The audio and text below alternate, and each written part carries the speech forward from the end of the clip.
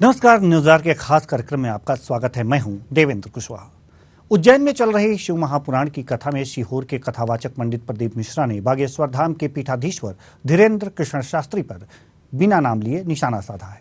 Media के सवाल का जवाब देते हुए प्रदीप मिश्रा ने कहा है कि कोई साधारण मनुष्य किसी का भविष्य न बता सकता है और न जान सकता है। शिव की भक्ति करें, सिर्फ वही है जो आपका भविष्य तय करता है। बागेश्वर धाम के धीरेन्द्र शास्त्री पर कटाक्ष करते हुए कहा कि शंकर भगवान का भजन करें, वहीं दुनिया का भाग्य लिखने वाले हैं। हमें हमारे भगवान पर भरोसा करना है, किसी साधारण मनुष्य पर भरोसा ना करें। इसके साथ ही साथ साईं बाबा और देश संविधान से चलेगा या सनातन से चलेगा, इस सवाल पर भी मिश्रा ने अपनी बात रखी। कथा के दौरान पंडित प्रदीप मिश्रा ने कहा था कि मैं कोई भविष्यवाणी नहीं करता, ना ही कोई पर्चे लिखता हूं। इस सवाल पर पंडित मिश्रा ने कहा कि सभी लोग शंकर भगवान का भजन करें, वही दुनिया के भाग्य लिखने वाले हैं। हमें हमारे भगवान पर भरोसा करना चाहिए, किसी साधारण मनुष्य पर भरोसा ना करें। भगवान पर भरोसा करेंगे तो हमारा जीवन सार्थक होगा। राजनीति में आने व चुनाव लड़ने को लेकर कहा कि चुनाव तो कभी लड़ना नहीं है और राजनीति में कभी आना नहीं है। भगवान शिव की सेवा होती रहे, यही काफी है। सनातन धर्म और संविधान को लेकर कहा कि संविधान और सनातन दोनों के साथ मिलकर ही देश चलना चाहिए। कि मैं कोई भविष्यवाणी नहीं करता हूं, कोई पर्चे नहीं लिखता हूं, इसका क्या तात्पर्य माना जाए कि क्या बागेश्वरी सरकार? हम उससे मतलब नहीं, हमारा मूल तत्व ये है कि शंकर भगवान का भजन करें, क्योंकि वो जब स्वयं कालाधिपति बैठा है, दुनिया का भाग्य लिखने वाला वही है। जो राम जी की माता का हाथ देखकर बता देते हैं, भगवान कृष्ण की माता का देखकर बता देते हैं। हमारे भगवान पर हमें भरोसा करना है। किसी साधारण मनुष्य पर हम भरोसा ना कर भगवान पर भरोसा करेंगे तो हमारा जीवन सार्थक। साईं बाबा को लेकर संतों में मतभेद है, आपका क्या मानना है? वे फकीर हैं या भगवान का रूप दिया जाए? हमारा तो इतना सा कहना है, सनातन धर्म में देवताओं की कोई कमी नहीं है, देवी देवताओं की। आप उन्हीं को पूछ लें, वही एक आनंद का विषय। और चर्चा के लिए हमारे साथ जो मेहमान जुड़े हैं, गोपाल शर्मा जी शास्त्री सीहोर से, बहुत बहुत स्वागत है आपका हमारे इस कार्यक्रम में। जैसा कि अभी पंडित प्रदीप मिश्रा जी ने, जो कथावाचक हैं, उन्होंने कहा है कि एक तरह से कटाक्ष ही किया है पंडित धीरेन्द्र कृष्ण शास्त्री पर। क्या कहेंगे, ये आपसी द्वेष है कथावाचकों की? प्रदीप मिश्रा ने जो कहा है वो सत्य कहा है, जो भी कहा है। जी। पर्चे वाले बाबा भी बहुत हो गए हैं। जी। पर्चे वाले बाबा, उन पे कटाक्ष नहीं करा धीरेन्द्र शर्मा पे, बाकी और अन्य लोगों पे करा है उन्हें। लेकिन लाइन में तो बागेश्वर धाम के धीरेन्द्र कृष्ण शास्त्री भी आ जाते हैं, क्योंकि वो भी पर्चा लिखते हैं। तमाम टीवी चैनल्स में देखा गया है और वो सामने वाले की बात जान जाते हैं और जो मन में लोग सोचते हैं उसे पर्चे पर लिख देते हैं। तो पर्चा वाला बाबा तो उन्हें भी कह सकते हैं, जैसे कि पर्चा वाला बाबा पे कटाक्ष किया है पंडित प्रदीप मिश्रा जी ने। नहीं, पर्चे वाले बाबा पर करा है, पर वो धीरेन्द्र शर्मा का नाम नहीं लिया है उन्होंने। नहीं, इस समय वही ज्यादा चर्चा में है ना, तो पर्चा वही लिख रहे हैं, तो अनुमान तो वही लगाया जाएगा ना। पांडुपर सरकार भी है, करोली बाबा भी है, पर्चा वाले बाबा तो अन्य लोग भी है जी। तो ये डायरेक्ट तो उनके धीरेन्द्र शास्त्री पे जाना उचित नहीं। मतलब ये कहा जाए कि ये उनका अपना व्यक्तिगत विचार है, उन पे ना जाया जाए, और भी पर्चे वाले बाबा हैं उनको इस घेरे में लिया जाए, उनको आरक्षण दे दिया जाए। आप ये कहना चाहते हैं, उनको छूट दे दी जाए इससे? धीरेन्द्र शास्त्री जी का नहीं बोल रहा हूँ मैं, बाकी अन्य जो है वो उनकी दुकानदारी। जब वो भी पर्चा लिखते हैं तो उनको छूट क्यों दे रहे हैं, ये बताइए। पर उनका तो सत्य भी आ रहा है ना। कुछ लोग तो करोली वाले बाबा तो मारपीट करवा रहे हैं। नहीं, अगर वो मन की बात पढ़ करके पर्चा बना देते हैं, अगर वो मन की बात पढ़ करके पर्चा बना देते हैं और पर्चे वाले बाबा पर पंडित प्रदीप मिश्रा जी ने बयान दिया है, तो हम धीरेन्द्र शास्त्री को, जैसे कि आप कह रहे हैं कि उनको छोड़कर बाकी शेष को कह रहे हैं, तो उनको क्यों ना पर्चे वाला बाबा में शामिल कर लें? कोई कारण है? पर्चे वाले बाबा की धीरेन्द्र शास्त्री बात अलग है सर जी। जी। धीरेन्द्र शास्त्री का ऐसा अभी तक कुछ आया नहीं है देखने को जी। बाकी ये लोग तो कुछ लोग उन तो पर्चे वाले बाबा और मारपीट करने को उतर रहे हैं, तो ये उचित थोड़ी ना है। मतलब आप पहले ही सरेंडर कर दिए। कोई बात नहीं, हमारे साथ राकेश सिंह जो मीडिया प्रभारी हैं बागेश्वर धाम के, हमारे साथ जुड़ चुके हैं। बहुत बहुत स्वागत है आपका हमारे इस कार्यक्रम में। जी जी जी राकेश जी, जैसा कि पंडित प्रदीप मिश्रा जी ने कहा है कि कोई भी किसी का भाग्य नहीं लिख सकता, भविष्य नहीं लिख सकता, साधारण मनुष्य के बस की बात नहीं है, ये सिर्फ शिव जी ही कर सकते हैं, वही सबके भाग्य विधाता हैं। कोई पर्चा वाले बाबा किसी का भाग्य नहीं लिख सकते हैं। क्या कहेंगे, ये कटाक्ष है बागेश्वर धाम के बाबा जो हैं धीरेन्द्र कृष्ण शास्त्री पर? सबसे पहले तो सभी मेहमानों को मेरा जय सिया राम। जी जय सिया राम। और सभी दर्शकों को मेरा प्रणाम जी। और सर आपका भी बहुत बहुत धन्यवाद, आपने मुझे मौका दिया। जी देखिए, जिसका जैसा नजरिया होता है उसी तरीके से व्यक्ति को दिखता है। हमारे महाराज जी कुछ नहीं जानते, वो तो जो बागेश्वर बालाजी की कृपा होती है या उनकी तरफ से जो संदेश मिलता है वो वही करते हैं। मतलब किसी की किस्मत नहीं लिखते, लेकिन राह दिखाने का काम करते हैं। नहीं, लेकिन जो मन की बातें होती है वो भी वो लिख देते हैं, जो मन में बातें आती हैं वो भी लिख देते हैं। जी, पर्चे पे ही लिखते हैं ना सर? नहीं, पर्चे पे ही लिखते हैं। जी बिल्कुल, पर्चे पर लिखते हैं। जी, तो पंडित जी ने जो पंडित प्रदीप मिश्रा जी हैं उन्होंने कहा है कि पर्चे वाले बाबा जो हैं ये इन पे विश्वास ना करें, ये कहीं हैं जो भविष्य लिख सकते हैं वो भी भगवान शिव, बाकी साधारण मनुष्य के बस की बात नहीं है जो पर्चे पे लिख दें किसी का भविष्य। क्या इसको किस रूप में?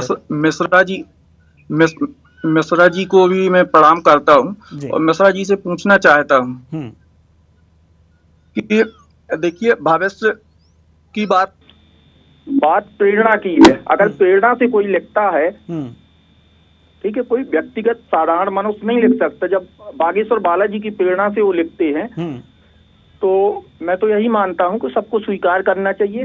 कोई उनके व्यक्तिगत तरीके से किसी का विचार नहीं लिखते हैं, वो जो भी बागेश्वर बालाजी की प्रेरणा लगती है। और बाकी जिसका जैसा नजरिया है, जो कोई जिस नजरिए से देख रहा है उसको वही समझ में आएगा। जी, गोपाल शर्मा जी हमारे साथ जुड़े हुए हैं और इनसे जब बात हुई है, गोपाल शर्मा जी शास्त्री जी सीहोर से, और जब इसमें पर्चे वाले बाबा पे बात हुई है तो उन्होंने सीधे एक तरह से आरक्षण दे दिया है बागेश्वर वाले बाबा को कि उनको पर्चा वाले बाबा में शामिल न किया जाए। जी, कितने सहमत हैं आप गोपाल शर्मा जी से? देखिए, मैं सबसे पहले तो यही कहना चाहूंगा कि महाराज जी एक पर्चा बनाने तक सीमित नहीं है, वो सामाजिक सरोकार की दिशा में भी काम कर रहे हैं। मेरे हिसाब से भारत के पहले ऐसे युवा हैं स्वामी विवेकानंद जी के बाद, जिन्होंने सत्य सनातन का झंडा लहराया है। आज सैकड़ों युवा, सैकड़ों परिवार जो ईसाई धर्म अपना चुके थे वो अपने धर्म में वापस आ रहे हैं। और कहीं ना कहीं जिन घरों में सुबह से म्यूजिक बजते थे, आज वहाँ पे हनुमान चालीसा बज रहा है। दूसरी चीज, जैसे आप, मेरा गांव है जो गढ़ा की दिशा और दशा दोनों ही युवा की वजह से चेंज हुई है। और यहाँ पे भी बड़ी संख्या में श्रद्धालु आते हैं, लोगों को रोजगार मिला है, गरीब बेटियों की विवाह कर रहे हैं आप, अन्नपूर्णा रसोई चला रहे हैं आप, और भी तमाम तरह की उनकी जो गतिविधि है, कैंसर अस्पताल बनने जा रहा है। तो दवा और दुआ दोनों चीजें बागेश्वर धाम में उपलब्ध रहेंगी। जी, दवा दुआ दोनों बागेश्वर धाम में उपलब्ध रहेंगी। गोपाल शर्मा जी, हम आपके पास आना चाहेंगे। जैसा कि पंडित प्रदीप मिश्रा जी ने कहा है कि देश जो है सनातन और संविधान से चलेगा। ये बताइए, सनातन धर्म यानी कि हिंदू धर्म मानते हैं और संविधान तो एक तरह से हमारा देश चलता ही है, उसी से गवर्न होता है। तो क्या संविधान और सनातन धर्म का ये मतलब समझ में नहीं आया? समझाना चाहेंगे आप? सनातन और संविधान, जी, दोनों से कैसे चलेगा? संविधान तो कुछ अलग रहेगा, संविधान और सनातन में दोनों में कुछ अंतर रहेगा। दोनों, जी, अंतर तो है, लेकिन पंडित जी ने तो ये कहा है कि सनातन और संविधान दोनों से चलेगा। तो सनातन धर्म पूजा पद्धति को मानता है, मूर्ति पूजा को मानता है, और कुछ धर्म ऐसे हैं जो मूर्ति पूजा नहीं है। तो कैसे चलेगा? अगर सनातन धर्म से चलेगा तो उनको भी मूर्ति पूजा करनी पड़ेगी जी। तो ये विरोधाभास कैसे? सर्वे भवन्तु सुखिनः सर्वे सन्तु निरामया जी, सर्वे भद्राणि पश्यन्तु मा कश्चित् दुर्भाग् भवेत् जी, ये सनातन धर्म है। जी, सभी को साथ में लेके चलना जी, और सभी सनातन से ही निकले हैं। जी, मुस्लिम जो है वो भी सनातन से ही निकले हैं, ईसाई भी सनातन से, जैन भी, पर इनके कुछ वर्षों के पहले मतलब ये सब सनातन थे, इनने अपने अपने धर्म बना लिए। तो मेन धर्म तो अपना सनातन ही है सभी का। तो अगर जो उसी सनातन धर्म के अनुसार चलने लगे जी, तो इनके धर्म का क्या होगा? आप ये कैसे समझा पाएंगे कि ये सनातन धर्म से ही आप लोग निकले हुए हैं, अब वापस लौट आइए, इससे गवर्न होइए, अब संविधान और सनातन दोनों से देश चलेगा? कैसे समझाएंगे आप? अब कैसे समझा सर जी? अब आप मेरा तो ये है कि प्रदीप मिश्रा ने जो ये बात बोला है, धन लेकर जो पर्चा बना रहे हैं उनके विषय में बोला है, ना कि मतलब ये बागेश्वर धाम तो निस्वार्थ पर्चा बनाते हैं। अच्छा, ठीक है, ठीक है सर, हम आपके पास आएंगे। राकेश सिंह जी मीडिया प्रभारी हैं बागेश्वर धाम के, आपसे समझना चाहेंगे हम कि सनातन धर्म की बात धीरेन्द्र शास्त्री जी भी करते हैं, और सनातन धर्म से चलेगा अपना देश, संविधान से चलेगा अपना देश। कैसे चलेगा सर, हम समझना चाहेंगे आपसे। सनातन धर्म और संविधान को एक साथ लेकर कैसे चलेंगे? देखिए सर, मैं आपको बताना चाहूंगा जी, सनातन में ही सर्वे भवन्तु सुखिनः, विश्व का कल्याण हो, ये हमारी मंदिरों से ही निकलता है। हमारे सनातन धर्म में कल्याण की भावना भी है, परोपकार की भावना है, सद्भाव की भावना है, भाईचारे की भावना है ना। संविधान के अनुसार देश चलेगा, लेकिन सनातन जो अपना सनातन धर्म है इसमें भी संविधान की आत्मा बसी हुई है। जी, कहाँ बसी हुई है सर, जरा हमें बताइए। संविधान की आत्मा तो प्रस्तावना में कही जाती है, हम भारत के लोग भारत को संपूर्ण प्रभुत्व संपन्न बनाने के लिए, उन सब में ये सारी चीजें हैं। तो सनातन धर्म में भी यही सारी चीजें हैं। जी जी, तो क्या संविधान को एक तरफ करके सनातन धर्म लागू कर दिया जाए, उसी से चले देश? मेरे हिसाब से कर देना चाहिए। आपके हिसाब से कर देना चाहिए। जी, गोपाल शर्मा जी, गोपाल शर्मा जी, गोपाल शर्मा जी, क्या संविधान को हटा करके सनातन धर्म के अनुसार देश चलना चाहिए? जी, राकेश जी ने तो बता दिया कि नहीं, कर दीजिए, बड़े आसानी से कर देना चाहिए। जी, आपकी क्या राय है? अभी ऐसा आसानी से तो नहीं होता है ये। जी, मतलब होना चाहिए, होना चाहिए, ये होना चाहिए। जी। फिर संविधान का क्या होगा? हिंदू राष्ट्र बनेगा जब सब संविधान बन जाएंगे ये नए। जी, तो अगर जो हिंदू राष्ट्र बनाएंगे जी, तो धर्मनिरपेक्ष राज्य का क्या होगा?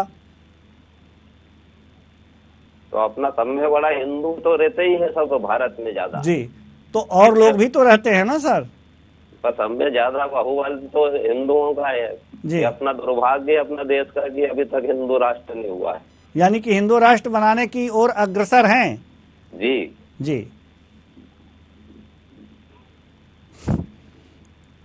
गोपाल शर्मा जी जितनी आसानी से और राकेश सिंह जी जितनी आसानी से ये बातें आप कह दे रहे हैं, जी जी, इस देश को स्वाधीन कराने में न सिर्फ हिंदू बशर्ते मुस्लिम और भी लोगों का बहुत बड़ा हाथ है।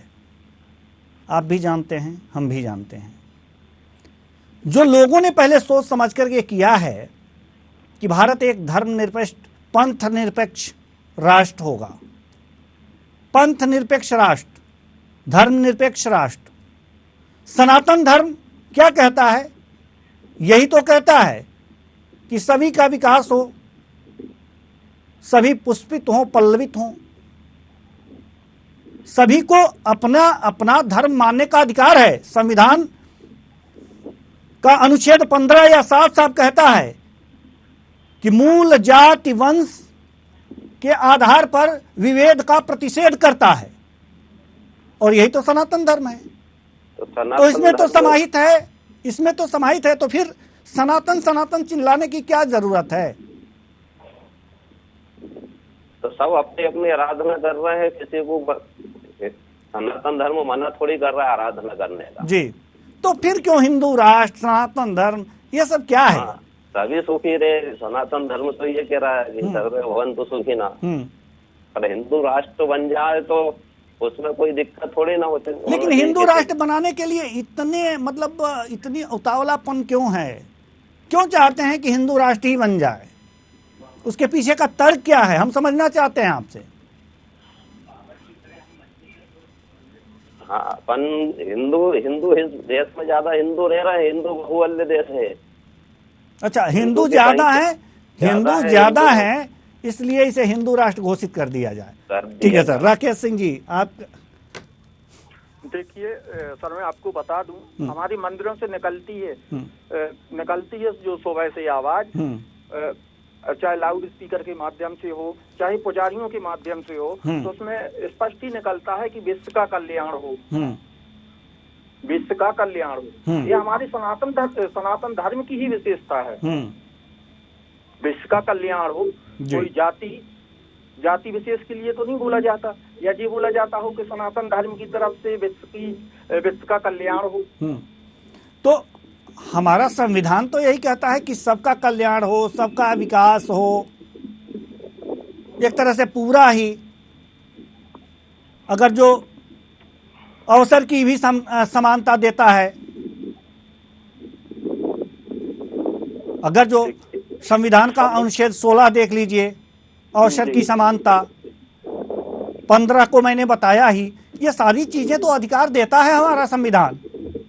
काहे पीछे पड़ गए हैं आप लोग? हिंदू राष्ट्र बना दीजिए, सनातन से चलाइए। सर देखिए, अपन किसी के अधिकार या कुछ भी छीनने की बात नहीं कर रहे, लेकिन हिंदू राष्ट्र बनना चाहिए। जो इस्लामिक देश हैं, तो मुस्लिम देश हैं, वो बने हुए हैं। कहीं ना कहीं हमारे जो महापुरुषों ने मेहनत की है या जो अभियान चलाए हैं, उनको अपन आगे बढ़ाना चाहते हैं, इसलिए हिंदू राष्ट्र बनना बहुत जरूरी है। चलिए ठीक है, हिंदू राष्ट्र पे हम कभी और चर्चा कर लेंगे। हम अभी पंडित जी लोगों पे चर्चा कर रहे हैं, कथावाचक जो हैं हमारे, उन पे चर्चा कर रहे हैं।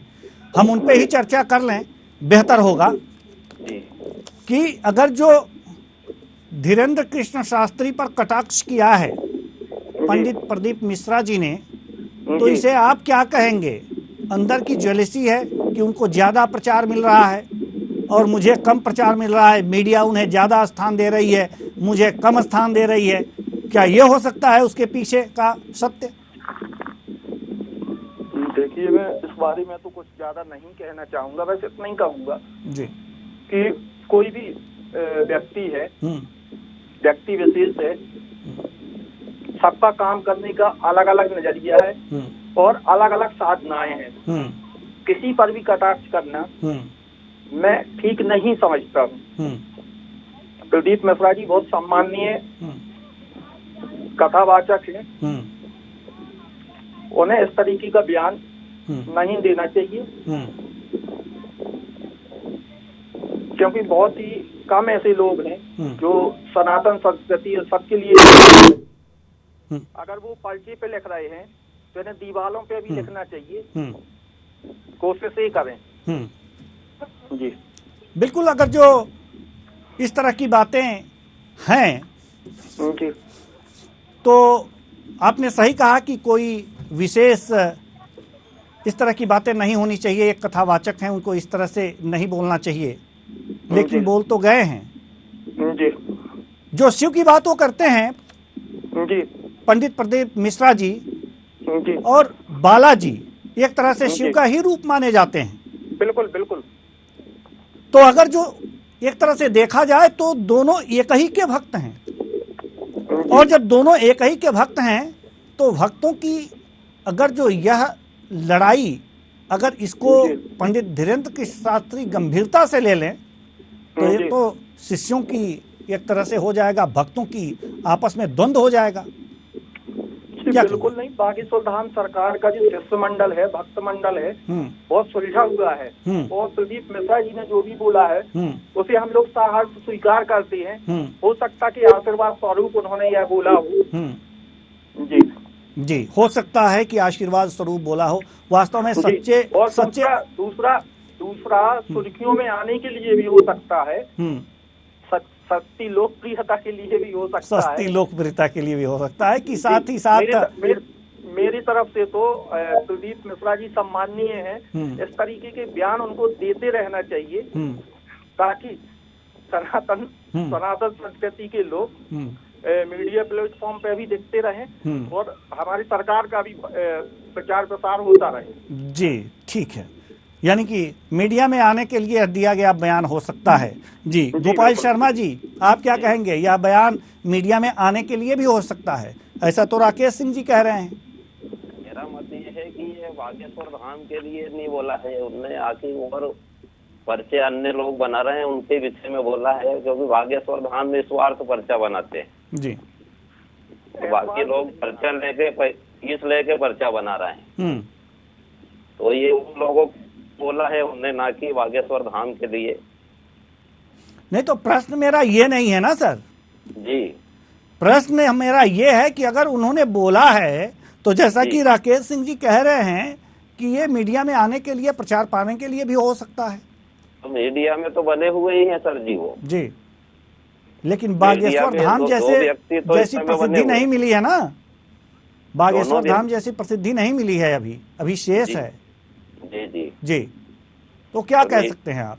नहीं, ये गलत है, ये गलत है, जरूरत ही नहीं है। नहीं, गलत क्या है सर? गलत क्या है? उनका बोलना गलत है। लाखों लोग उनके साथ है, उनके दोनों के साथ है लाखों लोग, तो उनको मीडिया की जरूरत ही नहीं है। सब जेब में तो मीडिया है इस समय। हम आपसे ये पूछना चाहते हैं कि एक तरह से यह विवादित बयान है, आप मानते हैं इसे? ये कथावाचक को क्या ऐसे विवादित बयान देने चाहिए? कथावाचक को तो नहीं, पर वो कुछ मारा ठोकी भी हुई ना सर जी। अभी पर्चा वाला बाबा और दूसरे ने मारा ठोकी करी। अभी एक डॉक्टर साहब का आया था करौली वाले बाबा के, वहाँ उसको टाँके आके लगा दिए सिर में। तो इस विषय में उन्होंने ना कि बागेश्वर जी का नाम लिया है। बागेश्वर धाम तो एक हम भी मानते हैं उस धाम को। बात ये नहीं है कि आप मानते हैं, लेकिन क्या एक कथावाचक को इस तरह से बयान देने चाहिए? उन्हें तो कथा का रसास्वादन कराना चाहिए सबको। भगवान शिव के कथा का अगर जो रसास्वादन कराते हैं तो भगवान शिव के कथा का वाचन करना चाहिए। लोगों से शांति और सौहार्द की कामना करनी चाहिए। लोगों के अंदर निर्मल भाव भरने चाहिए। जी। इस तरह के बयानबाजी से क्या सिद्ध होता है?